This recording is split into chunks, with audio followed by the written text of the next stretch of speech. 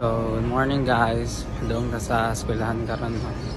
Medyo tugnaw karon kay kanang cloudy tapos nagulan na ta gabi o kabantay. And then for today's video is wala tayo ligo, no? I mean, half bath lang. Kay lain na tong paminaw karon guys, pero laban lang. And then tapos sakit atong lawas pero kailangan ta mo eskwela kay kung mo absent ka dapat na kay valid reason nya. Kung maingon kog not feeling well ko is pangitaan dahil ka og medical certificate na.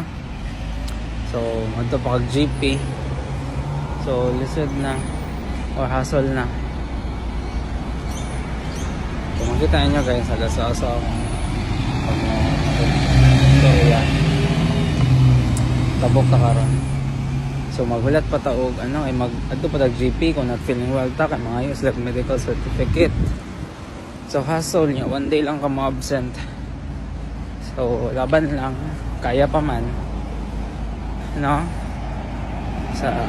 Only sa work akong mga sakit sa lawas, akong arms, sakit akong arms kanang marag wala na sanay sa work, pero ani man jud daw na basta sugod pa. So anad lang ya, shout out ko sa mga OFW diri sa Sydney na parehas og ginabati sa kuha na karon na sila gitpang bati pero budayon Japon. So halata ang siguro nga wala ko ako tulog kayo kay nagangulungol akong mga arms, especially akong hands, pero okay lang na as long as malihok pa. So kumusta mga amigo? So karon lang ako nakabalik ko video. It's because nasakit atong mga naging mga semana karon bago lang naman ang klase.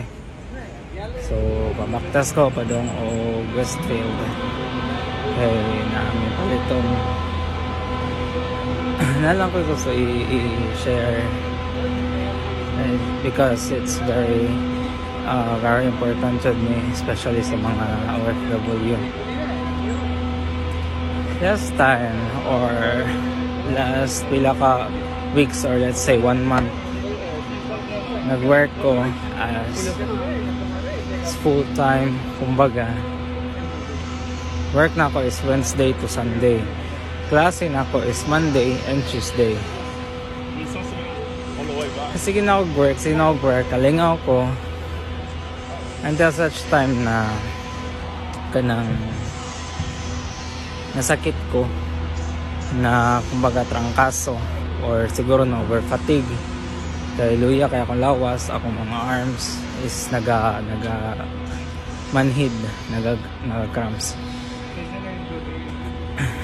Natingala ko nasakit man ko kay happy mo ko sa akong work, pero wala na ako naisip na overuse na ko ako ang body sa sigig work. And naisip po na ako nga wala na mo ko time kadang sincere nga prayer, natural ng prayer na kadang before ka mo gawa sa iyong balay, pray ka nga Lord proteksyonin ko sa akong mga lakaw karong adlaw, so on and so forth. Pero kanang prayer na kanang ukab ko og Bible or naga-devotional misa ko ang wife is bihira na lang. It's because busy ko sa akong work, busy sa klase. Pag sa work muli na gabi so gikapoy ako, so dili na ko maka open og Bible or maka devotional. Wala na pug time moadto og sana church kay lagi ang akong Sunday is work. Sunday na ko is work. So siguro mo to ang nakapamata sa ako ang dili jud ay permanente, dapat work lang, work. Dapat mahatag putag time para sa ato ang creator, no? Hatag time sa atong creator kay dili jud lalim, masakit dere na wala kay kaakibat imahalang ako walang wife pero usahay wala pud siya kay work pud siya.